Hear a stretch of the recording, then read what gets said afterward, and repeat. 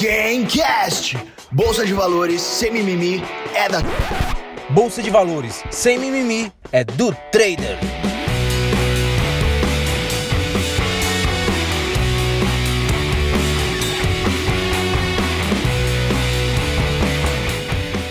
Pessoal, sejam todos muito bem-vindos a mais um episódio do Gamecast, diretamente da Expert XP 2023. Tô aqui do meu lado com a minha companheira de mesa de podcast, Ive maravilhosa. Voltamos com tudo. Voltamos com tudo. Agora, Deus, eu vou pedir para você apresentar o nosso convidado mais do que especial, que até eu tô emocionada aqui, viu? Gente, sério, esse é uma emoção trazer aqui, tá? Eu sou fã, falei pra ele já, tá? E de verdade mesmo, difícil, né, conciliar a agenda e tudo mais, mas sem muitas enrolações, hoje o nosso game delas é totalmente sem mimimi. Quem a gente trouxe? Ogro de Wall Street. André Machado, galera, na mesa com a gente aqui. Seja muito bem-vindo, obrigado por ter aceitado o convite. Obrigado, em primeiro lugar, pelo carinho de vocês. Ontem, quando a gente se encontrou, fico sempre muito emocionado com esse carinho e com a confiança, né? Eu acho que o carinho vem depois de eu ter conquistado a confiança, em primeiro lugar. E eu acho que conquistar a confiança nesse segmento é muito difícil, né? Então, eu fico muito honrado de ter conquistado a confiança de tanta gente, de vocês, e principalmente felicíssimo pelo carinho. É Red Bull na veia. Isso aí, tá ótimo. Ó, a gente sabe que você é muito popular aqui no meio do trade, da galera do mercado financeiro, mas eu vou pedir para você, por gentileza, se apresentar para a galera que está assistindo a gente aqui pela primeira vez. Tá bom. Bom, eu tô com 56 anos, apesar de estar parecendo que tô com 80, tá? Muito disso é por causa dessa vida de trader, desse hashtag que todo mundo coloca, mas que muitos não têm a mínima noção do preço que se paga por essa vida em termos de estresse, em termos de ansiedade. A cabeça recebe doses cavalares de tudo que é componente químico, endorfina, adrenalina, dopamina e outras minas aí que ainda vão descobrir. E eu, nesses meus 56 anos, eu sou trader há 21 anos, comecei tarde, comecei com 35 anos. Eu era executivo na Microsoft e, na verdade, eu era empresário de TI, tive uma empresa de muito sucesso no Rio de Janeiro. Eu usando até um termo de trading, eu me alavanquei na empresa, né, eu parecia que estava jogando War com a minha empresa. Eu abria filial em vários estados, como quem quer conquistar o Brasil inteiro. E com isso, a empresa que era lucrativa, era enxuta, dava um bom retorno financeiro, era uma máquina de fazer dinheiro, começou uma máquina de perder dinheiro, né? Eu achando que eu podia performar tão bem nos vários estados como performava no Rio de Janeiro. Acabei me associando a um banco de investimentos e uns 2 anos depois, que bancou essa minha loucura, uns 2 anos depois, justamente numa crise de gestão, eu era o presidente, mas o banqueiro era meio que o conselheiro-chefe, né? o chairman. Literalmente ele me botou para fora, eu saí com a mão na frente e outra atrás da empresa e parei em São Paulo. Graças a Deus, coisa de 1 mês e meio depois, eu já estava me mudando para São Paulo para trabalhar na Microsoft, bem no auge da Microsoft, né? A Microsoft, quando eu vim para São Paulo, ela é o que a Apple hoje, era a empresa mais importante de tecnologia. Hoje ela ainda está lá entre as Big Five, né? Uhum. As Big Techs, junto com Google, Amazon. Mas naquela época ela era líder incontestável, né? E aí eu fiz um projeto que entrou para a história da Microsoft Brasil e Mundial, foi o maior do mundo na época, mas foi histórico porque foi o primeiro grande projeto de missão crítica da Microsoft. Até aquela data, 2002, a Microsoft trabalhava com sistemas periféricos ou o basicão que as empresas compravam era o Windows, Office e Flight Simulator, né? E de repente nós vendemos o sistema Core, que ia conectar o Itaú com o Banco Central, que é o sistema de pagamento brasileiro que faz os TEDs.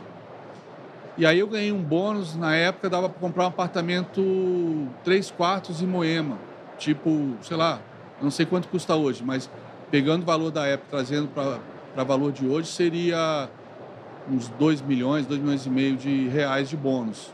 Não sei se isso hoje dá para comprar um apartamento em Moema. E eu não sabia o que fazer com essa grana, e aí acabei investindo parte dessa grana em ações do Itaú, já que eu conhecia tão bem o Itaú, né? E em 6 meses eu comprei uma Hilux com lucro. E aí, com a valorização das ações. Aí foi a picada da mosca azul, como chamam. Mas né? quando você comprou as ações em bolsa, você já tinha tido algum contato antes? Nada.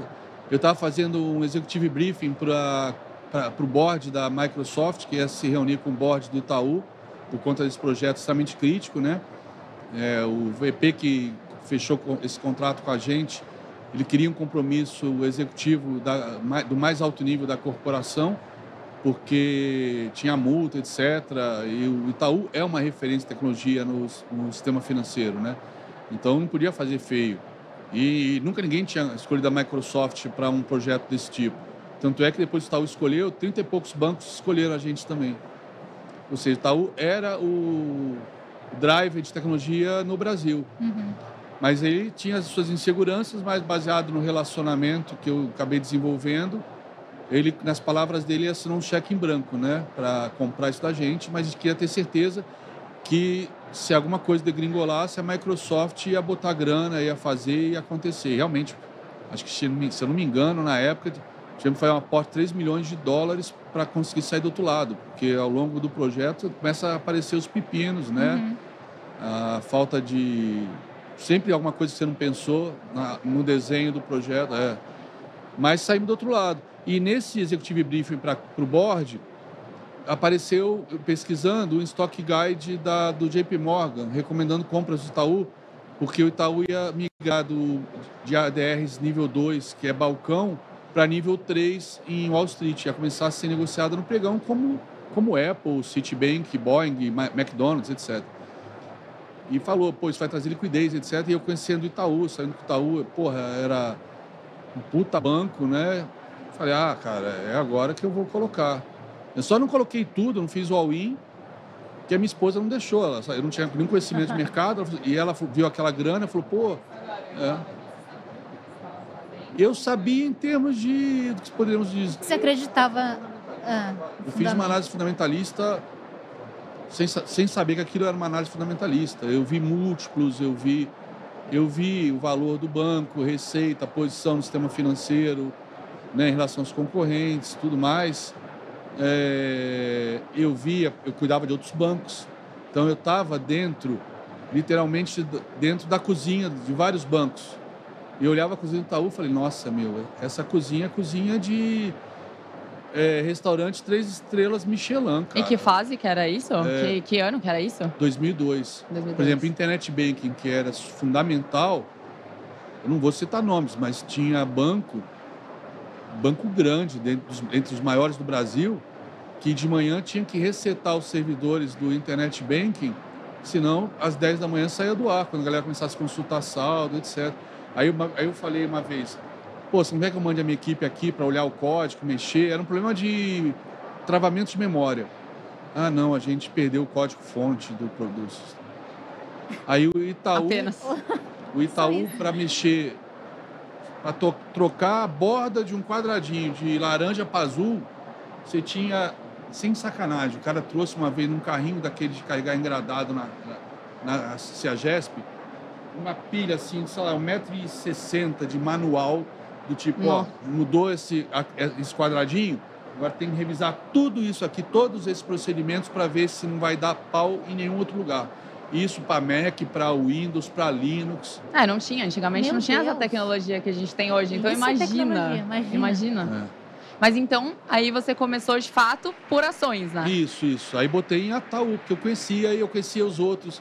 Eu falei, esse banco aqui não tem como perder dinheiro, né? Então você conheceu o potencial do mercado financeiro, fazendo uma análise fundamentalista, sem saber que estava fazendo uma análise fundamentalista? Não sei se eu posso dizer que era uma análise fundamentalista, mas eu vi os detalhes do tipo que hoje poderia falar de análise microeconômica, né, do banco, macroeconômica do Brasil na época, ou então a questão de crédito, como é que estava o crescimento da carteira de crédito do Itaú. Acho que os analistas fundamentalistas devem fazer isso, imagino eu. valuation. Indiretamente, né? Eu não fiquei exatamente vendo muito, por exemplo, os múltiplos fundamentalistas, PL, PVPA, nem sabia o que era isso. Mas eu olhava múltiplos ou dados de mercado, né? Carteira de crédito, inadimplência, etc. Eu vi o crescimento de internet banking, e eu vi o internet banking do Itaú e dos outros. Naquela época, dos outros era brincadeira. Do Itaú, a diretoria internet banking, depois virou uma vice-presidência, tinha 180 pessoas. Em outros bancos grandes, era 10 pessoas, 12 pessoas. Né? Era uma baita diferença. Então, mas aí, depois desse passo do Itaú, que deu certo, né? Até porque você já conhecia toda essa estrutura indiretamente, você seguiu pelo esse mesmo foco de ação e aí, sim, que momento que você foi se aprofundar? Análise, ainda você usa análise técnica, análise né? técnica, Fluxo, nenhum momento. Não, nunca mexi com isso. Apesar de eu olhar quando eu estou operando, principalmente mão pesada, eu fico olhando, vejo as minhas ordens, às vezes ordem grande para zerar, aí eu estou vendo que entra muita ordem grande antes, e como eu sei que ali é um alvo, tem grande chance de bater ali e voltar, eu falei, cara, eu cancelo a ordem, jogo para baixo daquelas e perco 1, 2 pontos no dólar para poder sair, né, com aquela mão e não ver voltar, porque principalmente na época que o Banco Central estava fazendo muito leilão, o pessoal perguntava, você não tem medo de operar comprado no dólar? Eu falei, não, porque todas as vezes, isso gerou muita polêmica, treta em rede social, todas as vezes o Banco Central entrou no terceiro alvo de FIBO. Até parece, o institucional não usa essas besteiras, o Banco Central vai usar. Não, Cara, mas eu milhares de pessoas que acompanhei. viram operando ao vivo, viram eu zerando a posição e 1 minuto, 2, às vezes 30 segundos, vinha o leilão do Banco Central e todo mundo feliz, tinha acabado de zerar a posição e pegou todo movimento de alta e depois pegava de queda. Olha, de verdade, eu acompanhei essa sua polêmica, inclusive, porque assim, a galera já sabe, eu também sou apaixonada por Fibonacci. E o Fibonacci é aquele negócio, né? Tem muita crítica e tem os que amam e os que odeiam ali. É o meio termo, alguns. E eu via você falando isso e eu comecei a acompanhar bem nessa fase. O Banco Central fazia muito leilão. Hoje em dia, até que não está entrando mais, a gente está naquelas consolidações e tudo, mas aquela fase ele fazia muito leilão. E era exatamente isso. Se você traçasse o Fibonacci ali, ele chegava no terceiro alvo, Fibonacci, o Banco Central entrava. Segundos você vai fazer a curva agora, maravilhoso, querido. Vira a mão. Maravilhoso. Não, e a retração dessa perna toda, se você pegava a venda nessa queda, cara, eu deixava a ordem na retração de 61,8, que ele vinha até lá, batia. Segurava. Quando não batia exatamente ali, já voltava, passava 1 ponto, 2. Tanto é que eu deixava a ordem na pedra para entrar de novo comprado com stop de 4 pontos. 4 pontos. Uma ou outra vez pegava o stop e voltava, aí eu entrava de novo. 4 pontos stop, já tinha pego, sei lá, 20, 30 pontos. O que é 4 pontos? Mas deixava na pedra, porque às vezes que eu não botava na pedra, ele dava aquela beliscada e já dava uma porrada de 7, 8 pontos para cima na hora que tocava ali, cara. Não, era muito, incrível, é impressionante o negócio. E tem um livro de economista chamado Pedro Rossi, livro de economia. O livro, se não me engano, se chama Política Cambial e Monetária no Brasil. Livro de economia. Eu conheço esse livro. E tem um capítulo sobre análise técnica e Fibonacci, onde ele fala que as moedas, obviamente, elas sobem ou descem de acordo com seus fundamentos, mas esses movimentos de alta e de baixa são totalmente técnicos. Totalmente técnicos. Uhum. E aí fala do real em relação a outras moedas, a liquidez do real no Forex em relação a outras moedas, percentual, dizendo quanto isso está fazendo a moeda, o nosso real, cada vez mais técnico, porque os traders do mundo inteiro que operam moedas fazem uso da análise técnica. E Fibonacci tem um parágrafo, 2, ou uma página falando de Fibonacci, cara. E aí eu ficava vendo, cara, eu tentando ajudar a galera a ganhar dinheiro, porque eu vejo quanto é difícil. E se você tiver um mapa, torna tudo muito mais fácil você se orientar. Se você sabe que uma tendência de alta ele tem alvos para buscar, numa correção tem alvos para terminar essa correção e retomar a tendência, ou se perder aquele ponto, significa que a tendência está virando, né? E, por exemplo, quando você tem vários alvos para cima, você pode piramidar a favor da tendência, que é o correto. Exatamente. Você quer ajudar a galera, você fica tomando pedrada, isso não funciona, isso não funciona. Testa, né? Eu tenho milhares de pessoas que viram isso na prática e que usam isso até hoje. É que eu acho que isso é mais uma questão assim, pessoal, se acalme, tá? O negócio que eu penso assim, É que quem não sabe usar, óbvio que para aquela pessoa aquilo não vai prestar. Mas se tem uma massa que isso. usa, pelo amor de Deus, galera, tipo, tá tudo certo. Você não porque tem precisa uma usar questão tudo, mas importante, dá né? para fazer. Desculpa, acabei de cortar. A galera olha a ferramenta Fibonacci e às vezes não sabe traçar de fato Fibonacci. Exato. E É aí tão fala, fácil, não é funciona. tão fácil. A Não, e matemática- pior, a matemática o argumento funciona que mais me muito. irritava, dizer que não funciona, eu falo, pô, é um ignorante. Paciência. Agora, quando falava assim, com tanta linha para cima, é óbvio que ia acertar uma delas. Ah, tá. Só que você vê as Mas a linha linhas, tem ele bate contexto. numa, Aí aí recua retrai, para ele vai, anterior, passa a depois rompe a próxima, primeira e vai para a próxima. Exato. É muito dizer, técnico. Dá para zerar aqui uma parte, fazer Uma parcial. uma parcial, depois romper, você entra de novo, ou se você não zerou, porque está no break-even, está de boa, quando romper ali, você faz uma nova alocação. Reentrada. Aí o stop vai para debaixo desse fundo que ele deixou praticamente com lucro, se voltar para os 2 lotes. Quer dizer, é uma máquina de fazer dinheiro se você domina a Se técnica. você sabe E a utilizar. técnica é fácil. Eu tenho milhares de horas disso no YouTube. Mas deixa eu perguntar uma coisa, que eu fiquei super curiosa, porque eu tô tentando montar a tua linha do tempo da sua história na minha cabeça.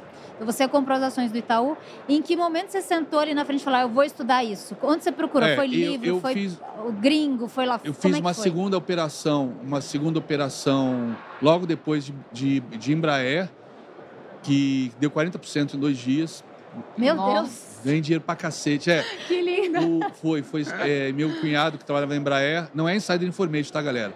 Isso aí saiu no jornal, mas se ele não me liga Cara, para me ganha porrada, contar, eu não então entra sabia. porrada. Mas Ele- os haters ele- vão escrever. E no final de semana ele falou, ó, a Embraer acabou de fechar o primeiro contrato do avião que depois virou o cash call da Embraer, que é o RJ-145, né, que é o avião que começou a botar a Embraer no lucro.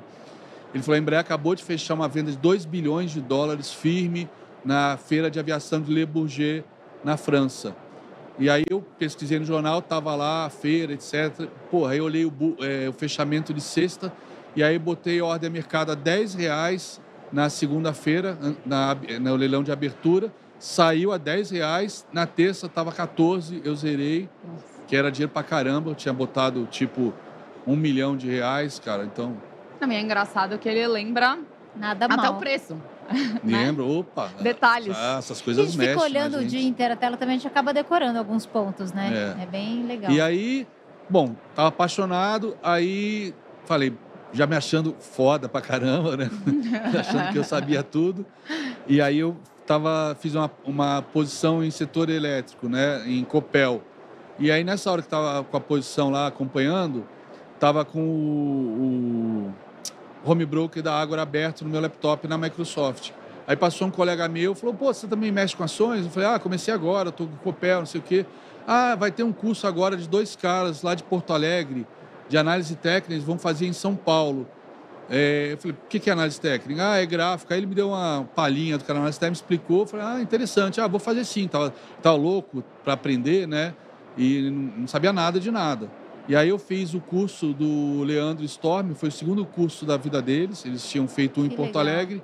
Aí a galera dos fóruns lá da DVFN pediram para eles montarem uma turma aqui, eles montaram e eu entrei.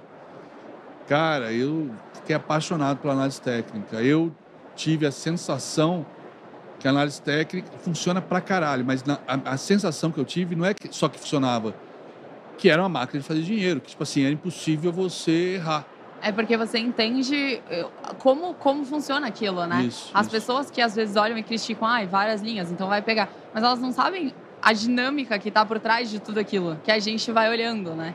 Na análise técnica, construindo... E os dois são puta professores, ensinaram bem pra caramba. Eu ia falar isso, né? eu ia falar, você começou... Conheci os melhores. Já começou com referência, né? E questão de tendência, etc, né? Então foi sensacional. Você nunca, nessa etapa, mesmo não conhecendo, já começou com o melhor, com referência, mas você não caiu em nenhum daqueles golpes de alguma pessoa que promete alguma coisa? Não, nessa época não existia isso, não. Graças a Deus, não existia. Era mais tranquilo. Não hoje existia. Hoje em dia, esse acho que é o maior dos problemas que a gente enfrenta.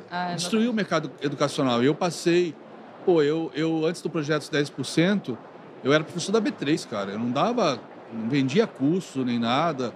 com uma outra exceção, uma vez por ano, o pessoal que queria fazer curso comigo falava, faz na B3. Eu falei, não dá, eu sou de outro estado, B3 é 3 sábados seguidos ou 3 segundas e quartas seguidas à noite. Eu moro no Nordeste, não dá para ficar aí 3 semanas, muito caro, nem pegar avião 3 vezes.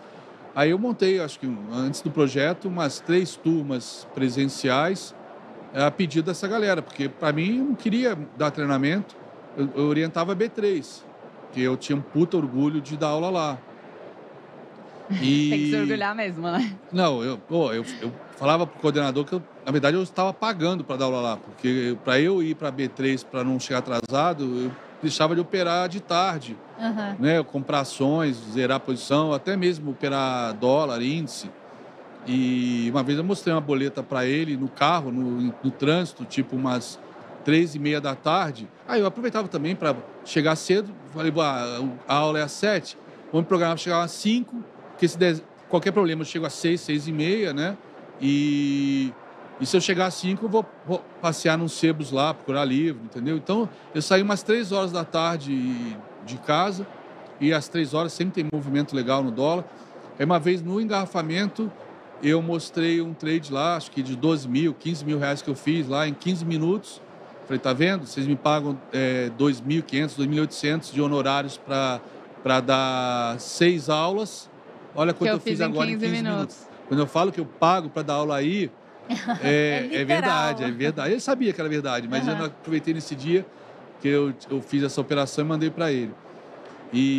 Mas era um tesão, orgulho. Quando eu comecei a viajar pelo mundo dando aula, em mesas proprietárias, para ensinar a operar DI, dólar, dei aula em Londres, dei aula em Toronto, dei aula em Chicago, dei aula em Bangalore, na Índia, dei aula na China, só que China foi do Canadá com tradução simultânea para o mandarim, né? Eu aproveitei que dei aula lá e aí dei aula também para a mesa proprietária da China em mandarim, obviamente eu em inglês, com um cara traduzindo do meu lado.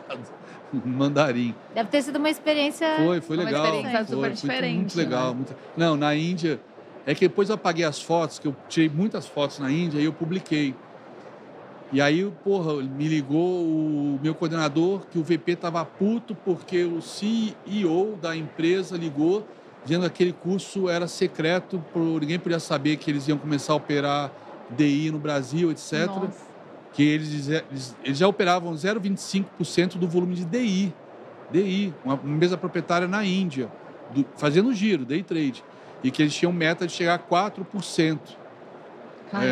Então eles não queriam que ninguém soubesse, aí eu apaguei as fotos, sobrou 1 ou 2, mas eu tinha um monte de foto dando aula com aqueles caras com aqueles turbantes da Índia, que né? legal. Nossa, Depois em restaurante, sentado ali junto, dando aula, eles em volta de mim. A gente nem imagina, né, que essas pessoas estão olhando para o nosso mercado. Não, imagina. Opa, e como, cara, e como? Mas que daí Tem um amigo meu que não sei se ele ainda depois que eu saí de São Carlos, a gente acabou se afastando um pouco.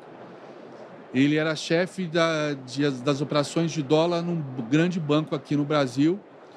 E o cara operava pesado, porque ele operava a dívida dessa grande exportadora de proteínas.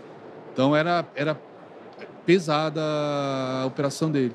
Uma vez ele falando, né, que ele viu no terminal Bloomberg, quando ele estava operando dólar, que um trader de dólar real na bolsa da Itália, acho que é Milão, né? Em Milão, comentou no chat, que aí ele não sabia que ele estava no chat, falou, comentando com um cara de dólar real em Londres, dizendo, aquele brasileiro acabou de entrar no dólar de novo, hein? Cuidado aí, hein? Caramba! Olha só! Que legal. Então, em que momento você descobriu que alguém deve ter visto o seu talento para te fazer o convite para ensinar pessoas a operar? Sabe o Pablo Espia? Sei. O Torinho? Eu tinha conta na Mirai e aí em 2008 foi quando eu tinha quebrado em 2004, né? Em 2008 eu ganhei alguns milhões operando vendido a descoberto. E aí o Pablo sabia dessa história, né? Quando eu abri conta na Mirai. E aí alguém da Exame procurou ele, etc., que queria fazer uma reportagem sobre investidores que perderam muito dinheiro no crash de 2008, mas depois recuperaram na alta. E aí ele deu meu nome dizendo que eu ganhei muito dinheiro, né? Aí o Thiago da Exame me ligou e perguntou, você ganhou muito dinheiro, o que você comprou? Eu falei, não comprei nada, eu vendi. Não, beleza, mas Como? o que você comprou antes, quando você vendeu? Não, você não entendeu, eu vendi em 2008. Depois eu comprei em 2009, peguei movimento de alta, mas eu falei, eu só vendi em 2008. Não comprei nada. Aí ele falou, como assim só vendeu? E aí você vai falar, eu operei a descoberto. né? Falei, como assim? O que é isso? Eu expliquei para ele por telefone. Aí ele falou, pô, cara, você consegue me receber aí? Porque ia ser por telefone a entrevista. Aí ele foi na minha casa, né? Me entrevistar com o microfone. Aí chegou lá, me viu minha trade station, o monitor, não sei o quê. Minha biblioteca super bacana, bem transada. Aí ele falou, porra, vou ter que voltar aqui amanhã com a minha equipe de filmagem. Quero fazer um vídeo, um filme. Aí veio cada vez. E a história já é interessante, porque assim, quando a gente vai explicar para uma pessoa que a gente comprou um ativo e depois vendeu, é fácil. O problema é você explicar quando você vende algo que você não tem. Né? Sim, mas verdade. não é isso que muitas vezes acontece, por exemplo, na Amazon, que você compra um produto de uma empresa lá, ela não tem. Ela vai comprar de outro para depois te entregar e ficar com lucro, né? Então ela vendeu antes de ter. Né? Muita gente faz isso no dia a dia de comércio. Não é uma coisa assim tão... quando você explica isso para um leigo, o cara já vem para... Somente se o cara for de esquerda, vai para aquela linha. Tá vendo como é que o mercado é especulação, vender sem ter, não sei o que, é pura especulação, fazer dinheiro do nada. Enfim. E aí essa matéria gerou um vídeo no YouTube que tem acho que milhões de views já, onde eu tô lá explicando as operações. E gerou uma matéria para a revista Exame, onde eu estou sentado operando, mas assim, fizeram aquelas fotos para chamar atenção, né? Eu com as pernas para cima assim, eu ocupando 2 páginas da revista Exame, e eu ia sair na capa da revista, só que naquela semana acabou que o presidente da Vale saiu e entrou o outro cara no lugar, aí estamparam ele na capa, né? O novo chefe, o novo manda-chuva da Vale, mas botaram uma bolota amarela assim, conheça os milionários da Bolsa. Nossa. E aí tá lá a minha matéria. Aí foi quando a B3 me chamou para dar aula lá. E quando você começou a ganhar essa popularidade, isso mexeu com você de alguma maneira? Mexeu bastante, principalmente porque eu nunca soube, acho que agora passados, 10 anos que eu aprendi a lidar com rede social. Então, sempre mexeu muito comigo os ataques rasteiros que eu recebia, né? Teve ataques que me levaram mais uma vez para o hospital, cara, com pressão alta. Teve casos de psicopatia de nego querendo destruir minha vida, cara. Eu acompanhei um da minha família, cara. Que você falou. Sabe? Coisa surreal. E hoje em dia isso é maior, né? Porque como as pessoas têm mais acesso e é muito mais simples você entrar ali e criar uma conta, na maioria das vezes fake, né? Pra agredir alguém. Essa questão de hater aumenta constantemente, né? Então é importante, saber lidar, né, com isso. Ainda bem que você aprendeu a lidar, até porque te fez mal por um tempo. Não, esse cara em questão, eu tenho lá guardado um monte de documentos para se um dia precisar, mas eu acho que eles sumiu do mapa. Mas eu tenho a conversa dele com outro hater, 2 haters que se juntaram para me atacar. Só aquela história, né?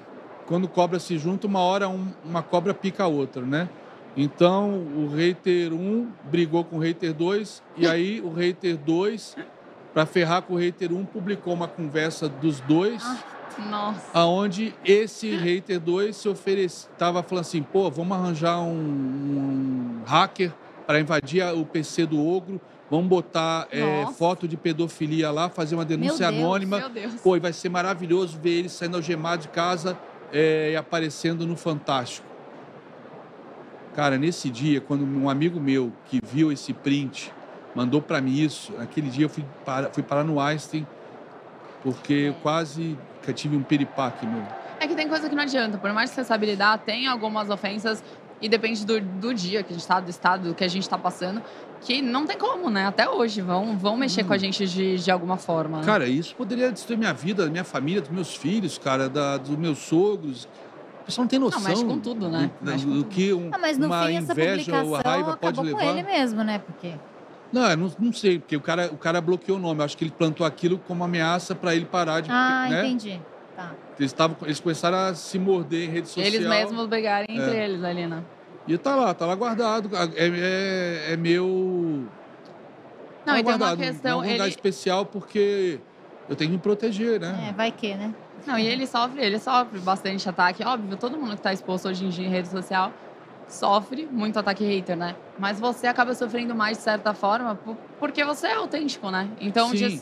Quem é autêntico... Por exemplo, você não...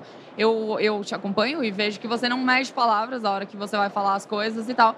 E óbvio, né? A gente é constantemente julgado quando a gente já tá falando algo de acordo com a pessoa. Imagina quando você tá indo contra o que ela... Sim. Não, e eu já, entre aspas, fui hater, mas eu não me considero hater. Sei lá, seria um Dom Quixote, de repente, não um hater, de expor muito vagabundo, picareta, que eu sei que só tá ferrando o mercado e ferrando famílias, também. cara. Ah. E já expus pirâmides, por exemplo, aquela pirâmide que o cara tá preso, do shake do Bitcoin, eu expus no meu Instagram, né? E fui ameaçado de morte por direct message, cara. Ameaçado de morte. Pessoal que fica vendendo facilidade com IQ Options, eu explicitei que aquilo é ilegal no Brasil, não é regulamentado, que aquilo é cassino, né? E tem nego que fica milionário com isso. E ainda passa de bacana, porque estou estudando de graça, para isso clique no meu link. E aí quem clica lá no link, abre a conta numa opções binárias, não sabe que o cara vai ficar com 60% tudo que ele perder. Tudo que ele perder, que é onde a corretora de opção binária ganha, 40% fica com a empresa de opção binária e 60% com o hater. O que ele ganhar, aí é dele.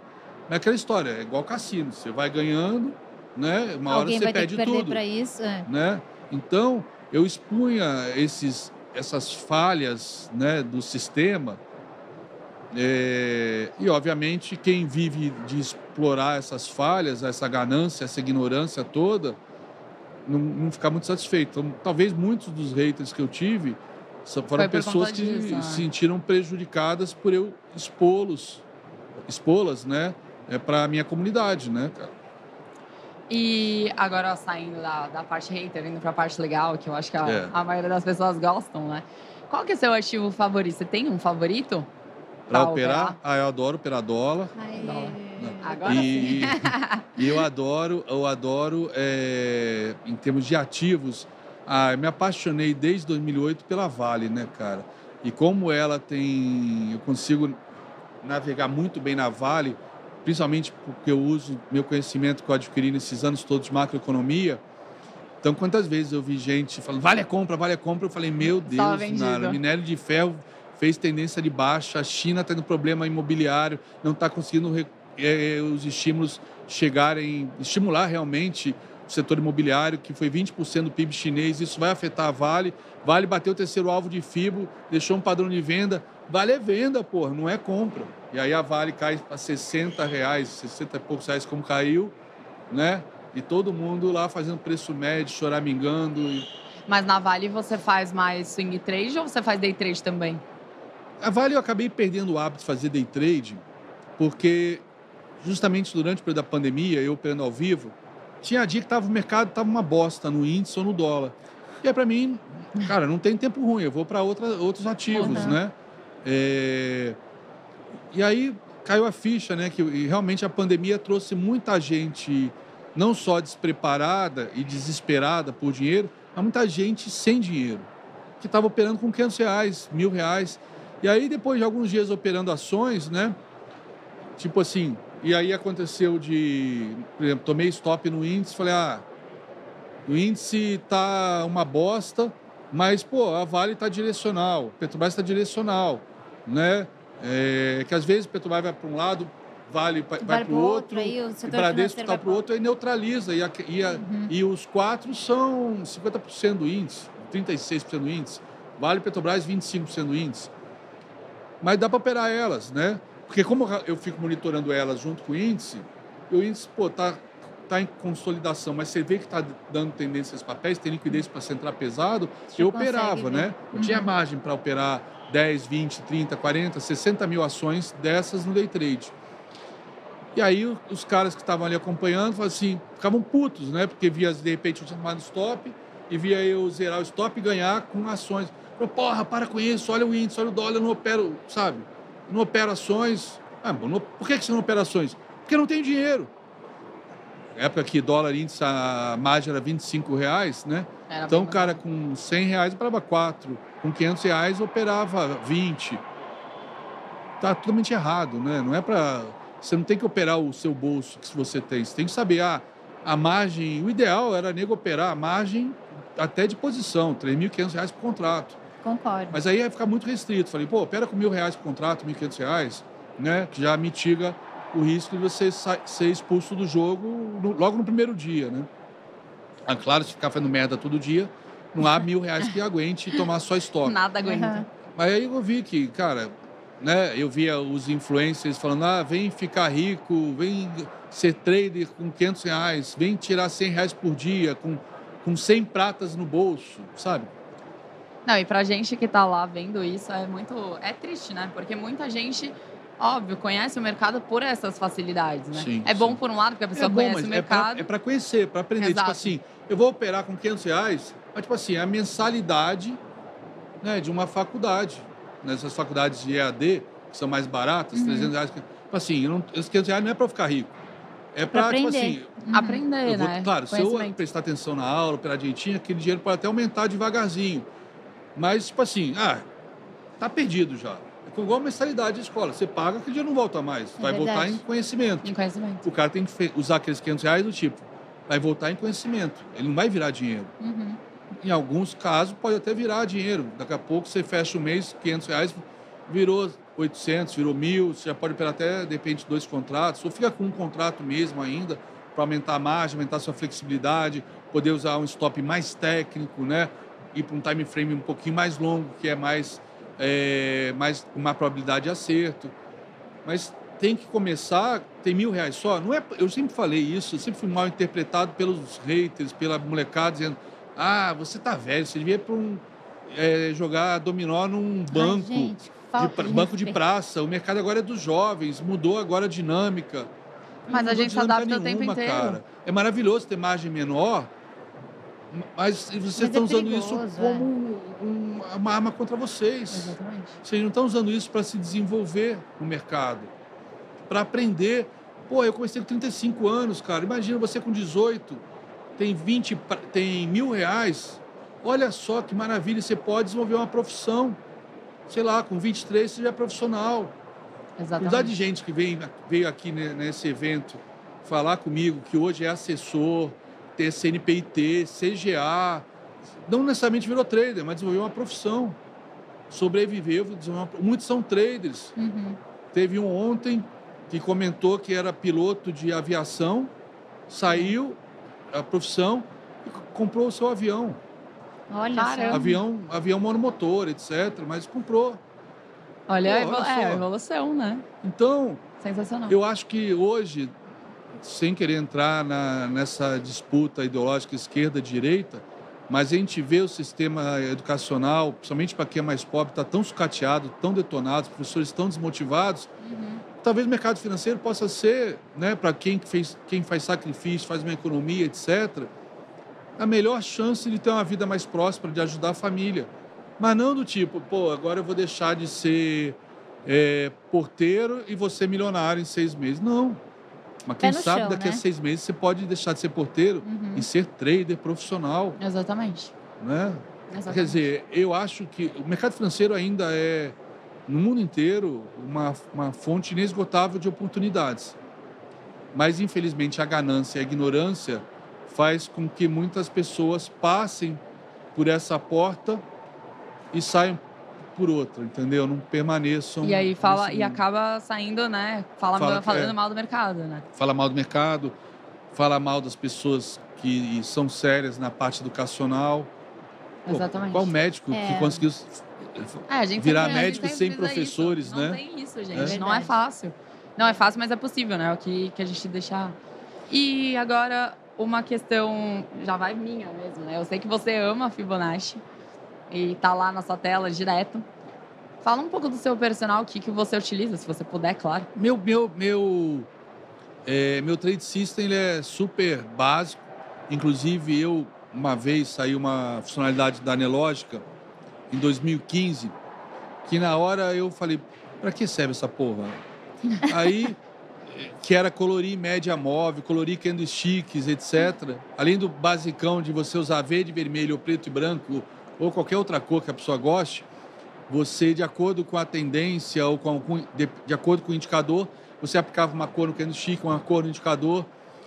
E aí eu falei, não, para que isso? Para mim, na hora, não vi nenhuma utilidade.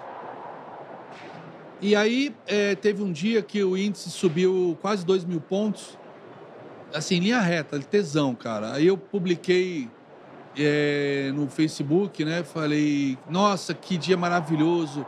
Só alguém muito burro ia perder dinheiro hoje. Pra quê? Nossa, cara, pra quê? Pra quê? Que veio de nego me xingando, gente me cancelando, né? Que na época não existia esse termo ainda. E aí veio um cara numa mensagem, pô, você sabe que eu te sigo, gosto do seu trabalho, sou seu fã. Pô, cara, que vacilo que você comentar isso que você falou. O que eu falei? Ah, que só burro perdeu dinheiro hoje. Eu mesmo, quase quebrei, cara. Vários amigos meus quebraram. Falei, mas como? Só subiu o índice? Pô, então, cara, eu tomei, sei lá, 17 stops vendidos. Falei, como Tava assim? tentando procurar Achar alguma topo coisa. o tempo todo. Achar topo o tempo todo. E aí, eu fiquei, cara, falei, nossa, cara. Aí eu lembro que fui dormir, eu estava deitado olhando pro teto e de repente falei, putz, já sei. Aí desci, programei o Profit para colorir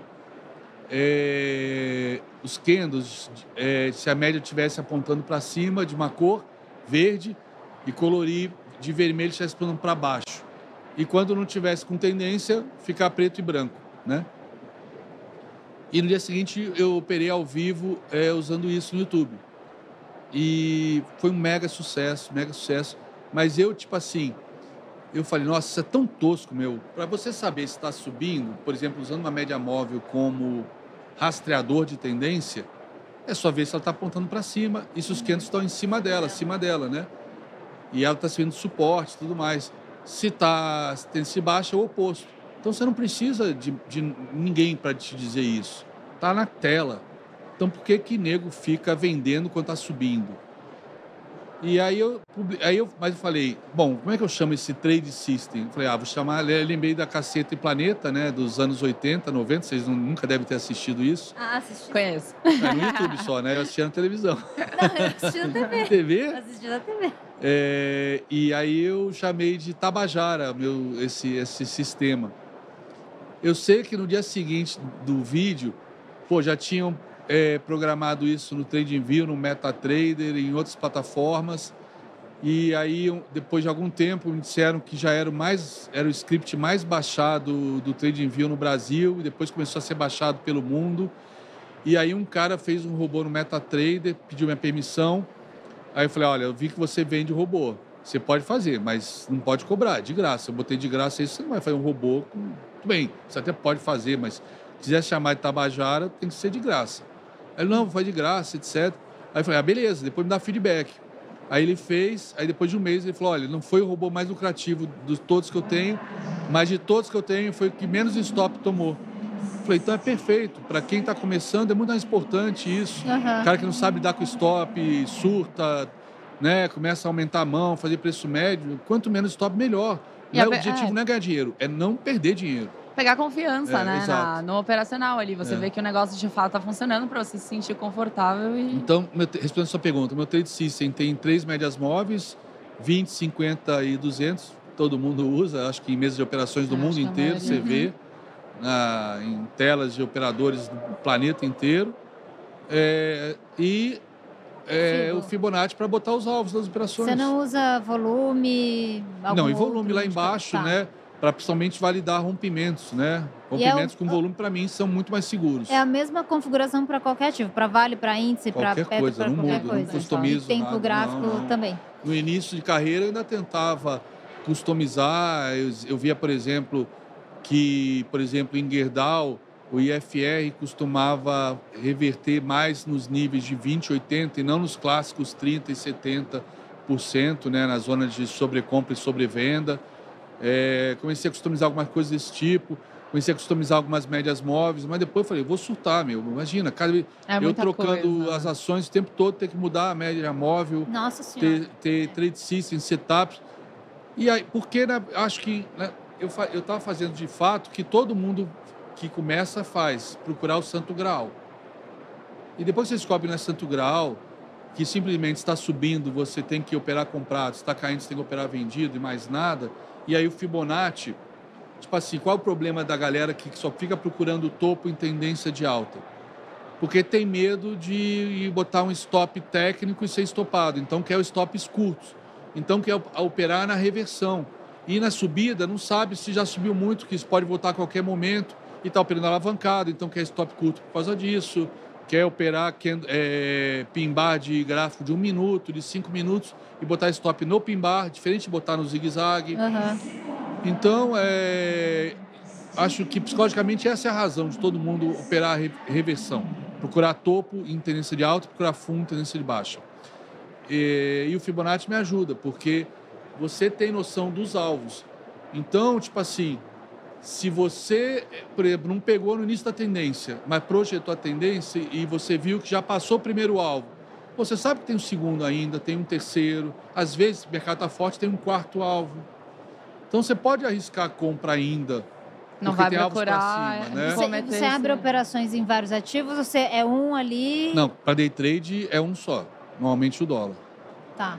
Normalmente o dólar. E eu aí fico com o índice aberto por conta das correlações inversas entre eles, apesar delas não serem precisas nem constantes. Né?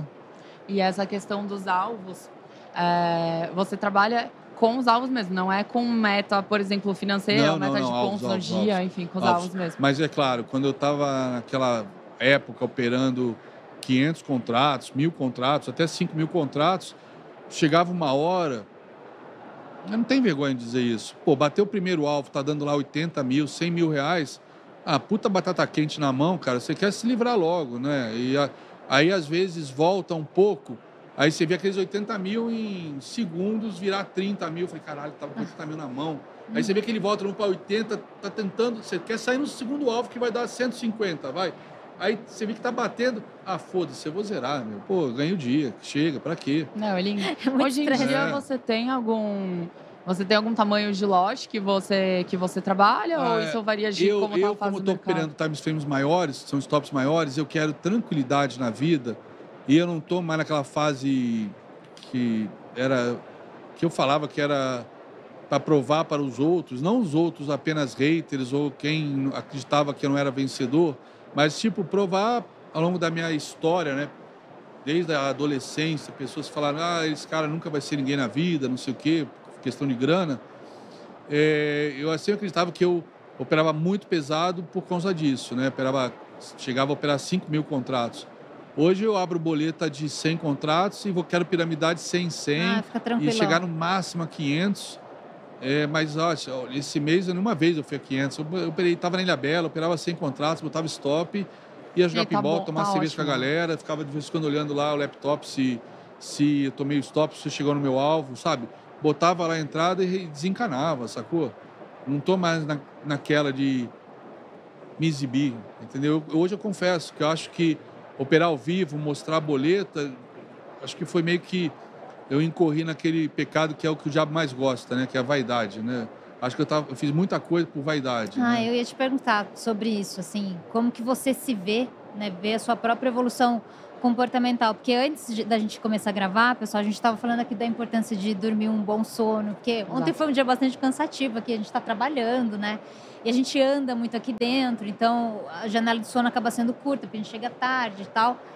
E aí ele estava comentando também que teve uma boa noite de sono hoje e que você tinha a questão do refluxo, que às vezes você nem conseguia comer para não atrapalhar teu sono. Isso. isso foi esse teu estresse que causou isso? Você acha que veio mais do estresse causado por tomar stops com lotes muito grandes ou com a lida da manifestação das pessoas? Os dois. Eu, desde quando eu montei minha empresa com 25 anos, eu passei a ter problema de gastrite grave. Eu lembro que eu bebia no gargalo Milanta Plus, na cama, assim, de noite. Estresse sempre, estresse. Desde que eu passei a ter a responsabilidade de, não ter mais salário, dependia da minha empresa dar lucro. E quando você começa a ter funcionários, né, aluguel, 150 famílias dependendo de você, muitas vezes o projeto não se atrasava, aí eu não podia faturar o cliente, e aí tinha que ir para a Hot Money pegar dinheiro no banco para pagar a folha, para a folha não atrasar, né? Ou aquela situação, às vezes, tipo, galera, vou pagar metade da folha hoje, mas eu pago metade até o dia 10. Uhum. É constrangedor, o pessoal tem compromisso, aluguel, filhos. Então, era uma vida de estresse, né? O trade não é diferente. Mas, então, eu sempre tive gastrite. Mas, nos últimos anos, até março do ano passado, eu flertei muito com o alcoolismo. Comecei a operar tomando uísque, né? Uísque, assim, de meia hora, um shot. Começava às 4 da manhã. 4 da manhã tomava o expresso e já um shot, pá. Ia para começar a acompanhar... Bem light pro estômago, né? Café. Então, eu cheguei a ficar duas semanas no spa. Não era clínica de tratamento de álcool nem nada, porque o meu médico identificou que eu tinha tido um colapso no sistema digestivo. Por quê? Uma coisa é você tomar um porre de uísque de 1 litro em 1 hora bebendo, e aí apagar, ficou bêbado, beleza. Vai zoar todo o seu aparelho digestivo, o álcool é muito agressivo. Outra coisa é você, de meia hora, você está lá atacando o seu aparelho digestivo, né? Que foi o que eu fiz por 3 anos, né? E aí fiz tratamento, etc. Mas voltei, né? Perdi 14, não perdi nem 1 quilo, porque não era para emagrecer. Era para desinflamar o aparelho digestivo. Para você ter ideia, eu estava tão inflamado que eu saí de lá depois de 2 semanas com 14 centímetros, perdi 1 quilo só, mais 14 centímetros de circunferência. Ou seja, tudo era inflamação. E aí, até hoje, meu aparelho digestivo não está 100%. Tipo, se tomar vinho à noite, eu tenho refluxo. Eu não parei de beber. Fase do uísque parei de beber uísque, assim, operando. Mas não parei de beber cerveja no final de semana, tomar vinho com a minha esposa.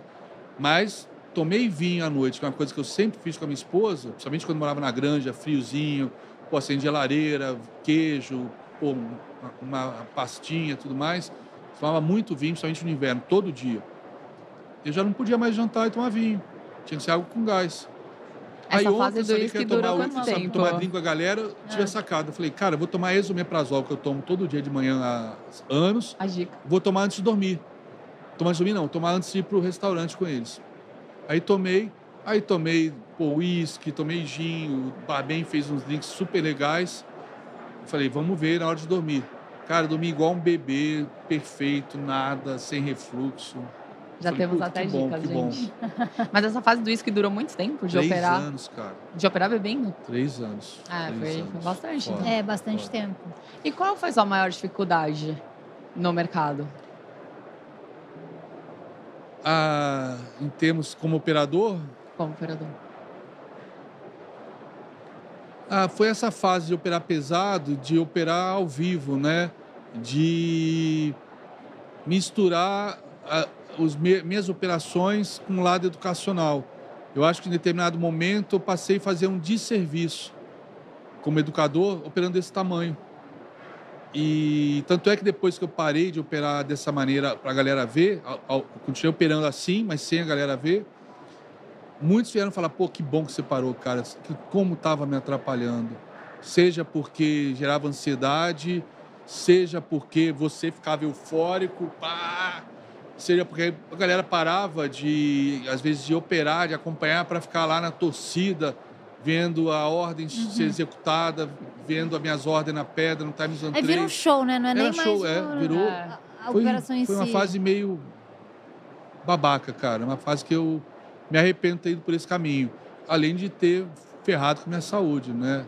Pô, não precisava operar. Você contando, eu fico imaginando o tamanho da pressão. Porque assim, você estava ali como um educador... Aí tem a outra questão do trader, você já estava lidando com o ego e tinha exposição junto, é uma coisa em cima da outra. E a galera estimulando Exatamente. isso também, mas era tipo assim, tinha uns 10 carinhas, 20 carinhas, estavam sempre lá botando pilha. E aí, ogro, pô, vira esse mercado aí pra gente. E às vezes, principalmente em alvo de FIBO, quando eu entrava, não era eu que virava o mercado, eu sabia que ali já era para virar. Mas eu, de propósito, sabendo, metia aquela mão Já pesada ia grande. e fazia aquele kendo de reversão no dólar, e depois o dólar continuava caindo. Aí, sabe, isso mexia com a vaidade, com o ego, cara, que é um inimigo mortal do trader, Sim, né, e cara? na verdade, isso assim, isso alimenta a vaidade e isso... Agora eu entendi Sem a contar questão a grana do que dava, né? desserviço pra galera que tá ali, que teoricamente devia estar estudando, mas estava torcendo. Parava de operar para torcer. Eu lembro, a galera vai lembrar das antigas, que eu falava, galera, vou sair no dólar, vou espalhar merda, saiam antes. Eu falava. Ele falava mesmo. Eu lembro. E aí a galera zerava, aí eu metia lá uma venda a mercado. E depois ele ainda postava eu avisei. Eu avisei. Você me acompanhava mesmo. Falei. Que legal. Eu amo FIBO. As pessoas Mas você que gostou dessa fase? Para você foi boa? É que pra mim, essa da pilha, você tá falando? Isso. Eu sou muito assim, do negócio que eu falo que você é autêntica, eu gosto disso, sabe? Que nem você chegava lá, porque eu não achava que era uma provocação. Eu falava, o cara entende o que ele tá fazendo, ele sabe o que vai acontecer nessa situação. Tá Só que as convicto, pessoas de fora não têm esse conhecimento, não sabem. Então elas achavam que, tipo, tem essa questão de você estar ali provocando alguma coisa. Então eu gostava bastante. Eu olhava e falava, bom, ele avisou, vamos lá, vamos ver isso e tal. E ainda me perguntam, eu uso muito FIBO. E aí falam, você aprendeu com ogro e tudo mais e tal. Eu falei, não aprendi com ogro, eu aprendi em outras escolas, já falei pra todo mundo que eu fiz parte lá, conheço a galera inteira do ogro, só não conhecia ele, eu conheci ele ontem, gente. E fiquei super feliz por causa disso, porque assim, eu já acompanhei por um tempo, eu já sabia usar a ferramenta, mas assim, eu não tinha a segurança de usar. E aí você tá vendo outras pessoas... usando na prática, exato. né? E você tá vendo que a pessoa tá ali, que realmente funciona. Porque no começo, assim, muitas coisas funcionam e muitas coisas não funcionam. Até você alinhar tudo, né? Exato. E eu via que você tava ali, usava, realmente respeitava os alvos. E ter alguém ali que já tem uma experiência grande de mercado, né? Que é uma referência e tal, facilita muito, né, o caminho. Que bom, que bom. Eu acho que, de repente, botar na prática é uma coisa que ajuda os incrédulos ou os que estão ainda, por exemplo, não é nem questão de incredulidade, mas estão muito machucados, não estão confiando em absolutamente nada. Exatamente. Porque na cabeça deles, muita gente está ganhando dinheiro, mas ainda não sabe porque está ganhando. E também não sabe porque está perdendo. Os Isso stops que é o ainda te abalam? Não. Hoje não mais. Não? Não, Eu ia porque perguntar isso também. Só naquela fase o lá último stop grande que eu tomei, que foi com 15 mil contratos, aí eu falei, nunca mais. Já entendi. Nunca mais eu vou fazer isso.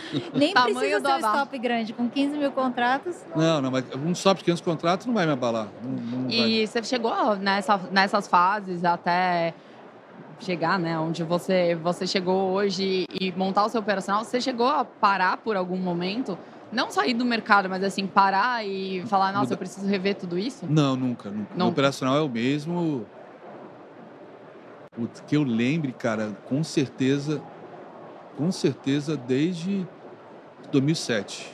E nesses momentos mais estressados que você comentou, que até estava bebendo e tinha essa parte da exposição e da vaidade, isso eram coisas que na época você tinha consciência e isso já te levou em algum lugar do tipo, vou repensar o que eu tô fazendo? Tipo, será que eu tenho que operar mesmo? Será que eu tenho que fazer outra coisa? Não, na verdade, uma das coisas que eu tenho remorso é que o projeto dos 10% nasceu por acaso. Eu fui justamente depois de sair da B3, eu fiquei uns 6 meses afastado, eu fiquei bem chateado com isso. E aí, fiquei uns 6 meses afastado, aí um dia fui lá no Facebook, no YouTube, e botei um vídeo, uma análise minha, né? Sei lá, estava operando, sei lá, às vezes você não tinha com quem falar, você fala para a câmera e dá uma aula e publica lá para ver. Uhum. E aí apareceu um monte de gente, porra, você voltou, porra, eu queria estudar contigo. Eu não tô mais na B3, monta um treinamento pra gente. Não tô afim. Não sei o quê, não tô com saco, não vou alugar, ver coffee break, não tenho saco para isso mais, gente. Monta um online. Eu falei, como? Não tem ferramenta. Aí o cara, usa essa ferramenta tal, não sei o quê. Aí eu vi lá, contratei por 2 semanas aquela ferramenta e dei um treinamento para umas 20 pessoas à noite. E aí acabou esse treinamento, alguns perguntaram, a gente pode ficar operando com você para te acompanhar, para botar isso em prática? Eu falei, pode. Não tem qual problema, né? O que eu ensinei é o que eu faço. E eu já aí faço comecei isso a operar mesmo, com essas pessoas, 6 ou 7. E comecei a operar com essas 6, 7. Aí em janeiro tinham 20 pedindo para operar e foi aumentando. Mas eu sempre achei que ia ser uma coisa assim temporária. E aí, um ano depois, aí eu comecei a cobrar R$300 por cada um, porque eu precisei contratar uma pessoa, eu precisei comprar equipamento, comprar mais banda de internet, etc. Cobrar R$300 acho que está de graça, né? R$300 para dar aula, pô. Os caras vão aprender, teria cobrando 3 mil aí por um final de semana, eu vou cobrar R$300 para ficarem o dia inteiro comigo, dá muito mais carga horária e aprende muito mais na prática, né?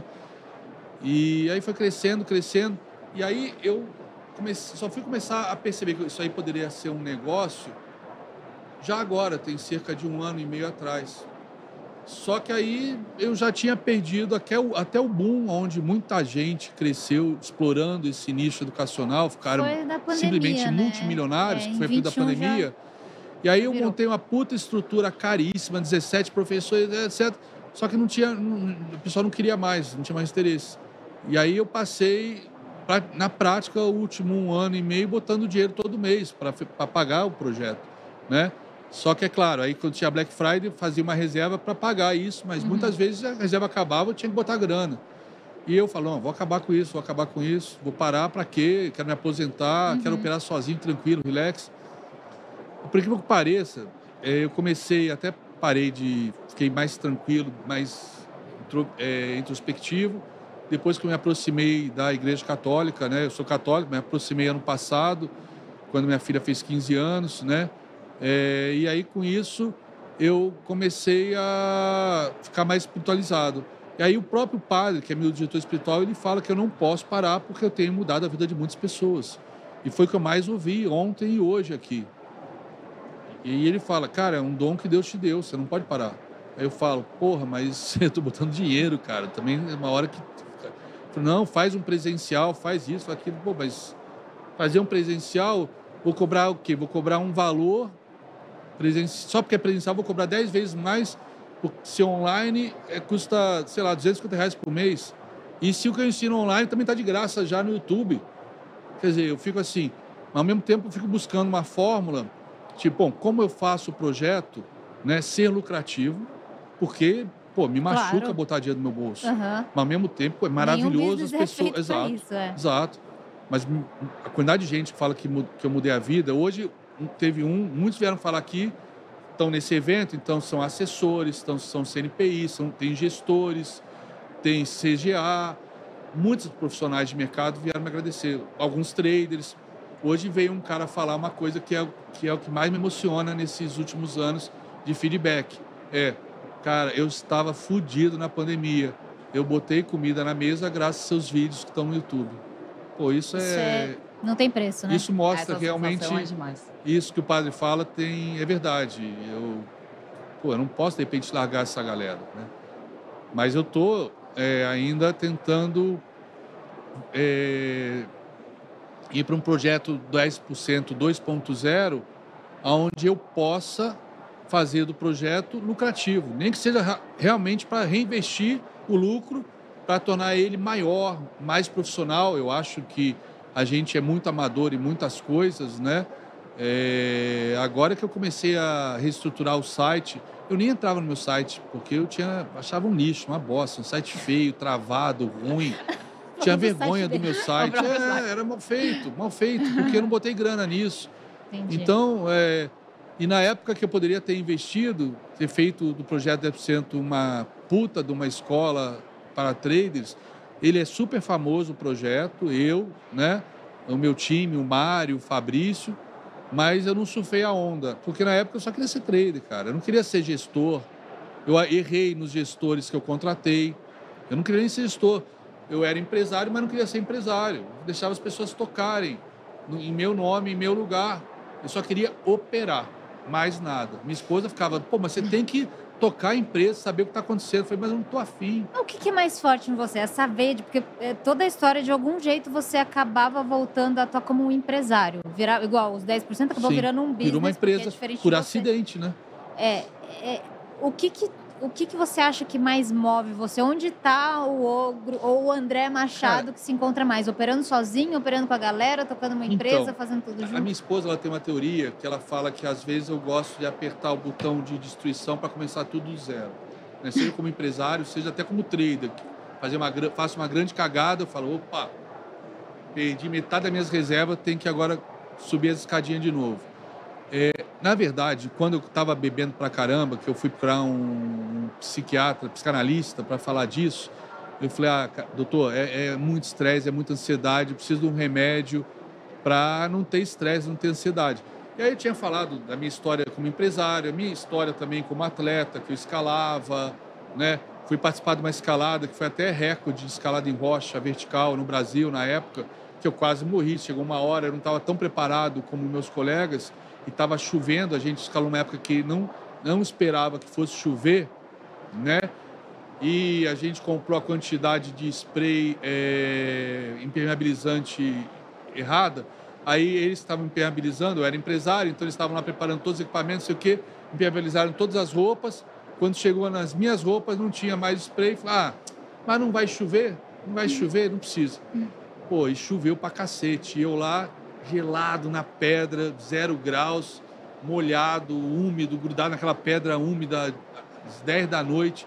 Quase que eu soltei o mosquetão. Eu falei, deixa eu sair daqui. Aí o Bidu viu que eu estava meio surtando, rapelou, desceu. Calma, André, vamos devagar. Me acompanha, passo a passo, o quê? Sabe? Então, mas eu tinha tesão nisso, né? Por causa não gosta de risco, né? Então, foi o que o médico falou. Você foi empresário, como empresário você fez coisas que nunca ninguém tinha feito nessa área da tecnologia. Durante alguns anos, os e-mails de todas as maiores empresas da Bovespa, né? Petrobras, Vale, Lojas Americanas e outras gringas, passavam pelos meus servidores. Eu desenvolvi, na época só tinha internet para o mundo universitário. Eu tinha um link universitário, eu fiz um gateway, uma ponte, para que as empresas pudessem trocar e-mails entre si, já que não tinha internet ainda para essas empresas. Então, era uma máquina de fazer dinheiro. Então, quando eu falei para o médico que eu queria ficar livre do estresse, da ansiedade, ele falou, impossível, você ama o risco. A sua vida sempre foi andar na corda bamba, como empresário e agora como trader. Como que eu vou te medicar para você não sentir estresse, não sentir ansiedade? Quem anda na corda bamba sempre vai sentir estresse, sempre vai sentir ansiedade. Mas se eu te medicar, você também se sente vivo pra caramba, né? Se eu te medicar, talvez você não consiga nem mais ser trader. Entendi. E aí eu continuei bebendo ainda mais alguns anos, até que eu consegui parar, né?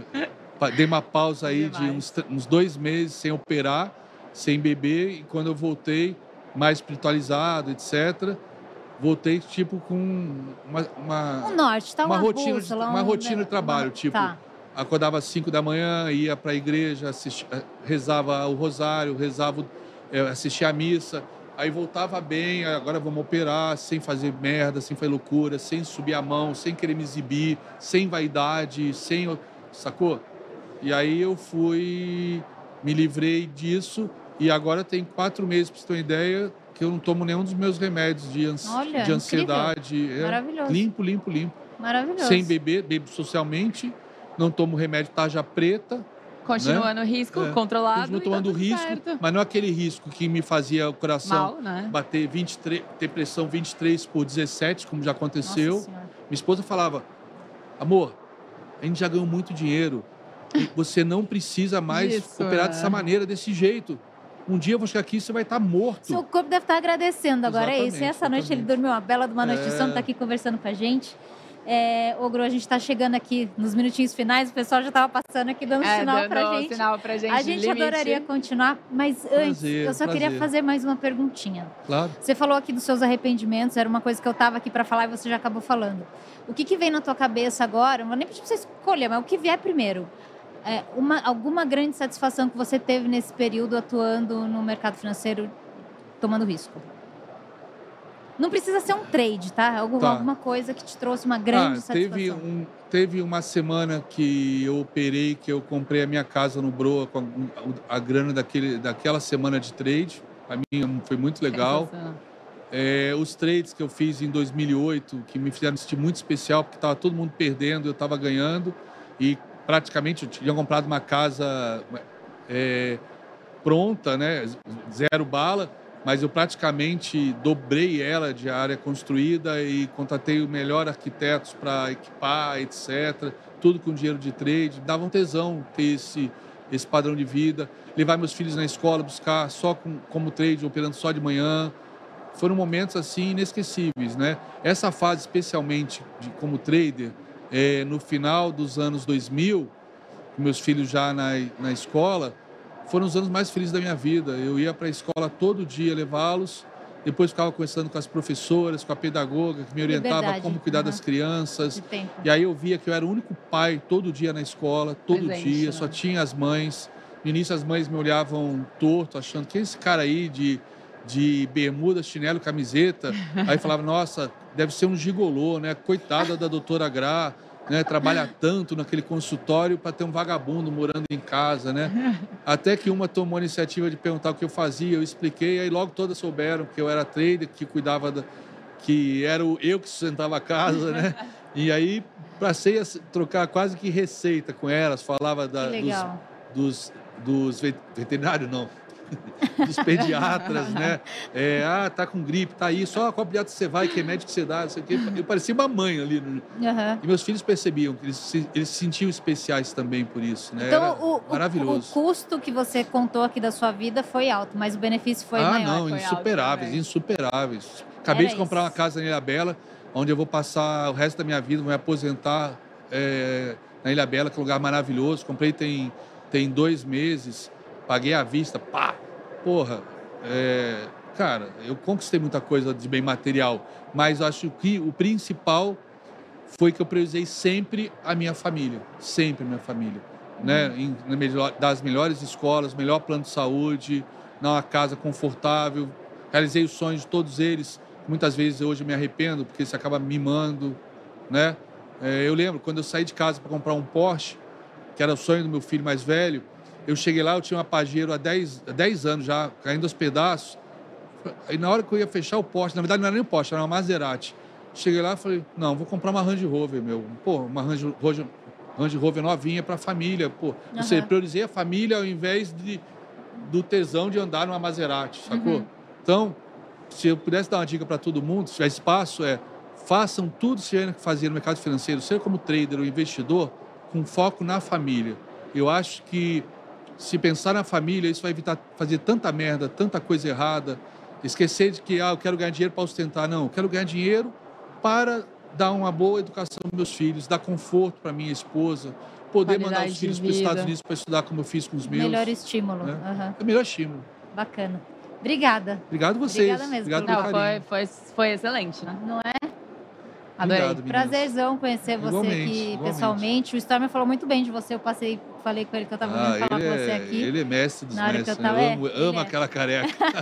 Não, vai faltar tempo. Eu falei que ia ser pouco esse podcast, porque tem várias coisas, né? Tinha até a questão deles fazerem duelo. Mas a gente desliga o microfone e a gente continua conversando. Mas depois a gente faz outro. É isso. Fechado. Qualquer coisa. Fechado. Pessoal, gente, obrigada aí pela participação de vocês. Não esquece de deixar o like, se inscrever no canal. E a gente continua aqui no evento da Expert. Obrigada mesmo. Obrigado tchau, vocês, pessoal. Até o próximo. Tchau, galera. Tchau. Gamecast. Bolsa de valores sem mimimi é da... Bolsa de valores sem mimimi é do trader.